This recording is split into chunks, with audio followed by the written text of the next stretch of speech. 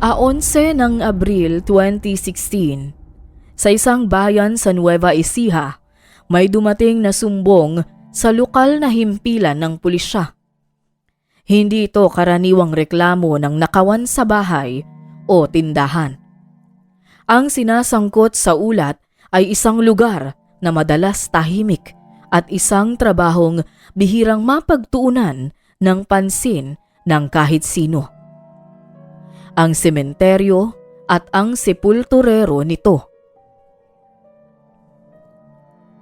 Ayon sa impormasyong natanggap, may pagnanakaw umano na nagaganap sa loob mismo ng Memorial Park at mas mabigat sa sumbong ang pinaghihinalaang gumagawa nito ay hindi dayo. Ang mismong taong may access sa mga puntod at sa mga bagong libing ang itinuturong suspect. Ang nakatalagang sepulturero. Kinagabihan, naglatag ang mga rumisponding pulis ng operasyon. Hindi ito malakihang raid na maingay at madaling mapansin. Dahan-dahan ang pagpasok, sinigurong hindi halata ang galaw, at maingat na nilapitan ang bahagi ng Memorial Park kung saan naroon ang tirahan ng sepulturero. Pagdating sa mismong lugar, doon unang naramdaman ng mga rumisponde ang bigat ng sumbong. Hindi na ito usapin ng simpleng nawawalang alahas o gamit. Sa loob mismo ng silid ng sepulturero, natagpuan ang katawan ng isang babae na nakahiga sa kama. Wala itong buhay. Sa parehong sandali, may isang lalaking namataan sa labas ng bahay. Nagmamadaling kumilos na tila may balak umiwas at tumakas. Kinilala ito kalaunan bilang si Domingo Zarzosa, 43 anyos, ang sepulturero ng sementeryo.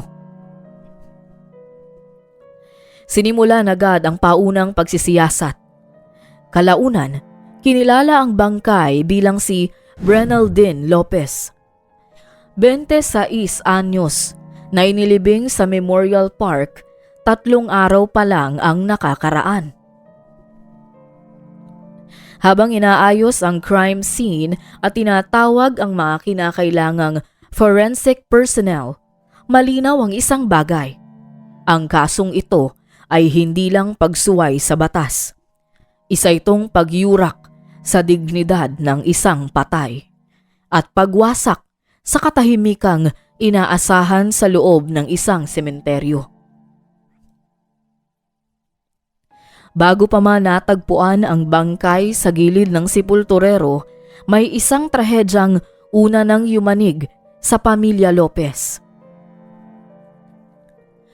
Marso 2016, ilang linggo bago ang operasyon ng pulisya sa sementeryo, pumanaw si Brenaldine Lopez, 26 na taong gulang. Ayon sa opisyal na ulat ng ospital, siya ay binawian ng buhay dahil sa brain aneurysm, isang biglaang kondisyon na hindi naagapan kahit nadala pa sa pagamutan. Kilala si Brenaldine sa kanilang lugar bilang isang babaeng may maayos na buhay at mayroong magandang kinabukasan. Likas na may magandang mukha at maayos na pangangatawan. Nagtatrabaho siya sa isang bangko. May matatag na posisyon at tinitingala ng marami dahil sa talino at maayos na pakikitungo. Ilang buwan pa lamang ang nakakalipas mula nang siya ay ikasal sa kanyang asawa na si Nico Lopez, 28 taong gulang, isang negosyante. Wala pa silang anak, ngunit marami silang planong binubuo bilang mag-asawa. Maganda ang kalagayang pinansyal ng dalawa.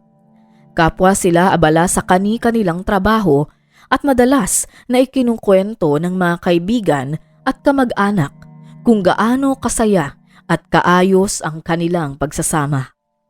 Kaya nang dumating ang biglaang pagpanaw ni Brenaldine, mabigat itong tinanggap ng pamilya at ng mga taong malalapit sa kanya.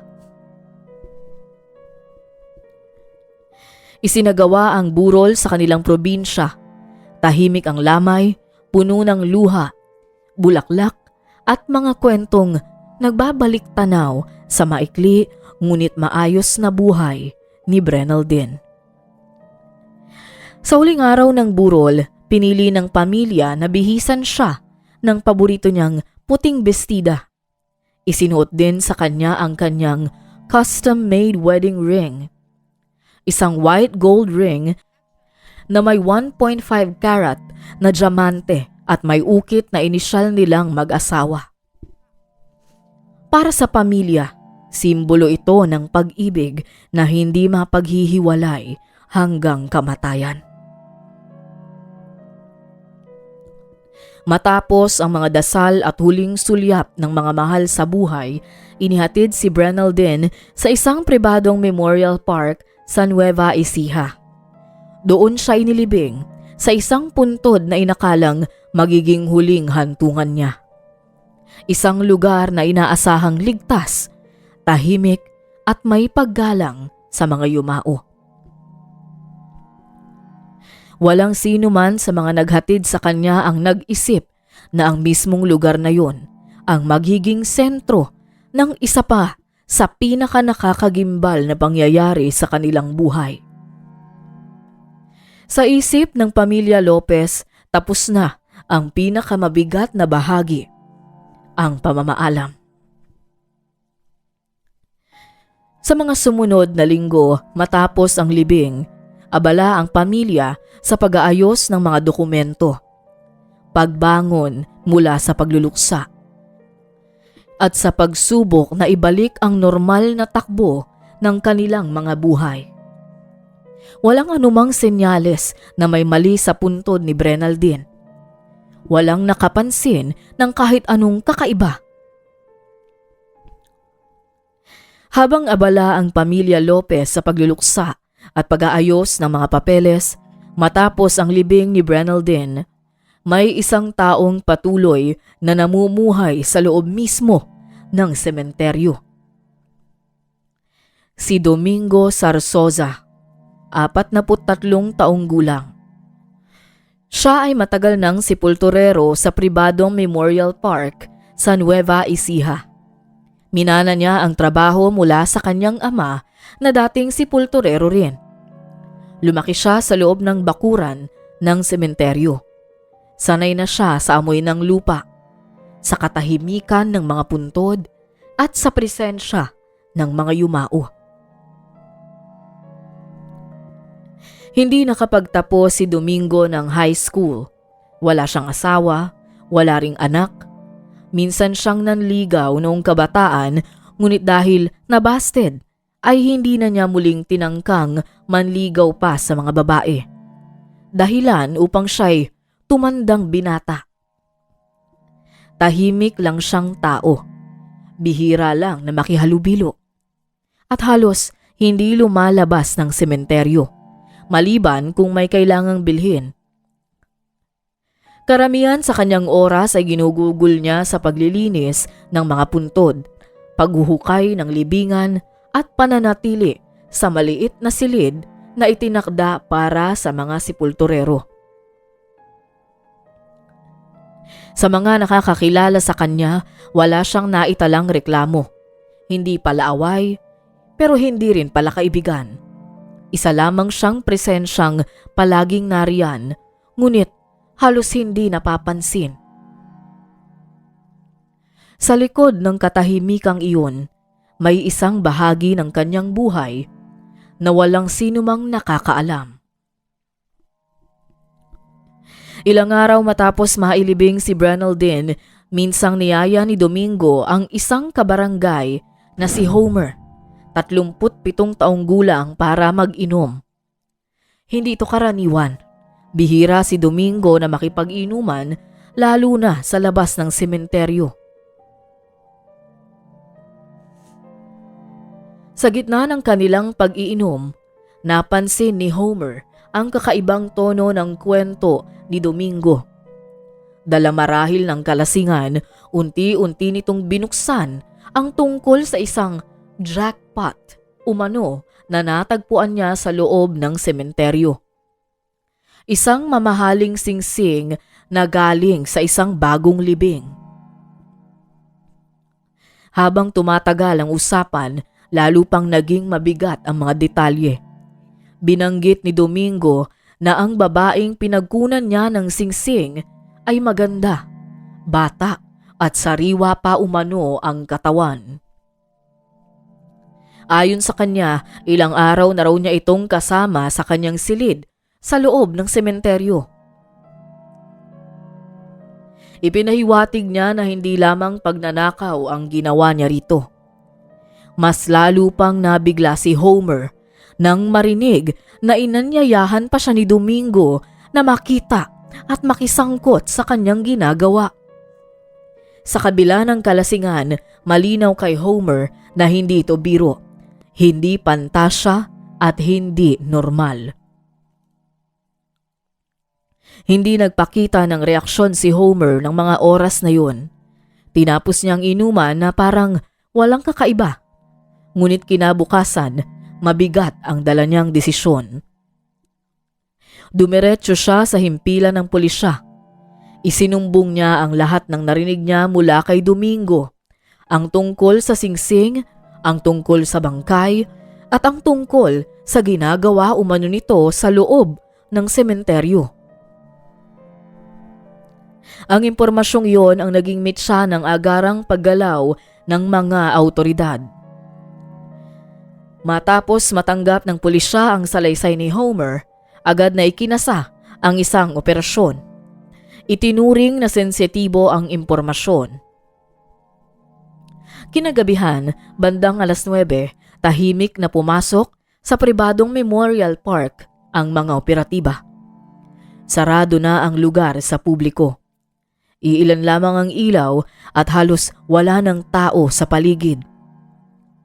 Sa gitna ng malalawak na puntod at madidilim na daanan, mabilis nilang tinungo ang maliit na tirahang nakalaan para sa sepulturero. Habang papalapit ang mga pulis, napansin ang biglang paggalaw sa loob ng bahay. Ilang sandali pa, lumabas si Domingo Zarzosa sa likurang bahagi. Patakbo at pilit na umaakyat sa mataas na pader sa likod na bahagi ng lugar. Hindi na siya nakalayo. Agad siyang naabutan at inaresto ng mga pulis. May bakas ng putik sa kanyang damit at halatang nagmamadali siya. Walang dalang anumang gamit, ngunit malinaw ang pagtatangka nitong tumakas. Nang mapasok ng otoridad ang silid ni Domingo, bumungad ang isang eksenang lalong nagpatibay sa hinala. Sa loob ng maliit na kwarto, natagpuan nga ang katawan ng isang babae na nakahiga sa kama. Balot ito ng manipis na kumot. Sa unang tingin, malinaw na sa mga pulisya na ito ang babaeng tinutukoy ni Homer. Namumutla at wala ng buhay. Kinilala itong si Brenaldine Lopez. Sa paligid ng silid, may ilang bote at lalagyan ng kemikal na pinaniniwalaang ginagamit sa pansamantalang pagpreserba ng katawan. May mga damit na nakakalat at ilang personal na gamit na hindi karaniwang makikita sa tirahan ng isang sepulturero. Agad na dinala si Domingo sa presinto at pansamantalang i-detain.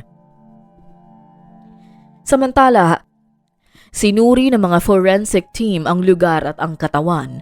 Sa paunang pagsusuri, lumabas na ang bangkay ay inalis sa libingan at inilipat sa silid.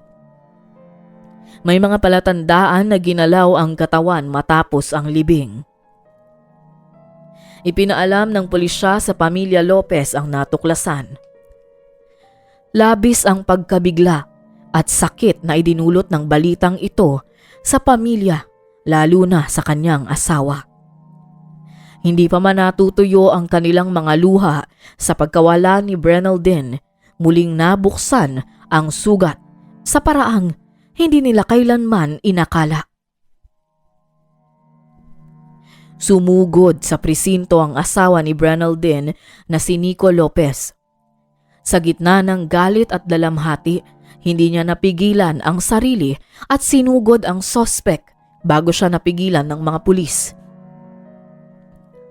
Doon din unang nabanggit ng pamilya na may isang mahalagang bagay na nawawala. Ito ay ang wedding ring ni Brenaldine. Ang singsing na inilibing kasama niya ay wala na. Ang simpleng sumbong tungkol sa pagnanakaw sa sementeryo ay tuluyan ng nauwi sa isang mas mabigat at nakakagimbal na kaso. Makalipas ang operasyon, tuluyang binuksan ng pulisya ang formal na kaso laban kay Domingo Zarzosa. Naghain ang pamilya Lopez ng magkakapatong na kaso laban kay Domingo: robbery, desecration of the dead, at mga kasong may kaugnayan sa sexual na paglapastangan sa bangkay. Isa sa mga pangunahing testigo ang kabarangay na si Homer na unang pinagsabihan ni Domingo. Inilahad niya sa sinumpaang salaysay kung paano ikinuwento ni Domingo ang tungkol sa singsing at sa bangkay na itinatago nito sa silid. Ang kanyang pahayag ang naging batayan ng operasyon na nagresulta sa pagkadiskubre ng katawan. Tumestigo rin ang forensic specialist ng Memorial Park at ang mga pulis na rumisponde sa operasyon.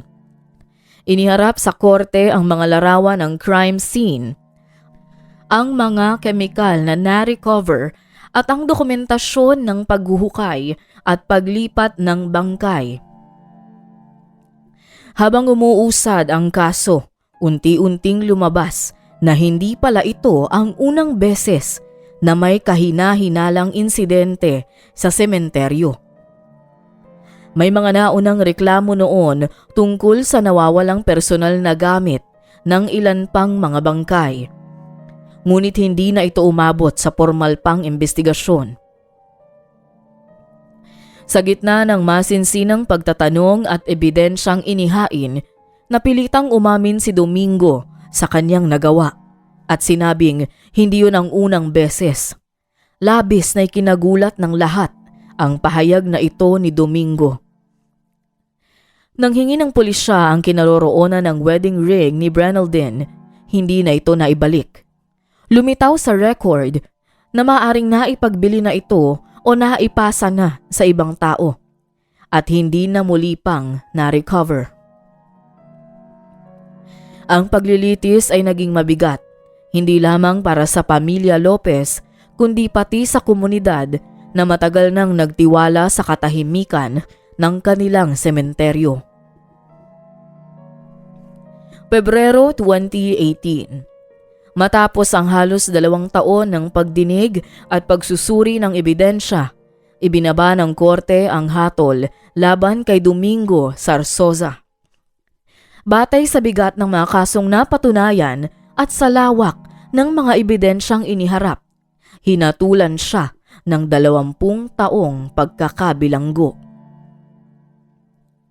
Sa desisyon ng hukuman, malinaw na itinuring ang kanyang mga ginawa hindi lamang bilang krimen laban sa ari-arian, kundi bilang matinding paglapastangan sa dangal ng mga yumao at sa tiwalang ibinigay sa kanya bilang tagapag-ingat ng sementeryo.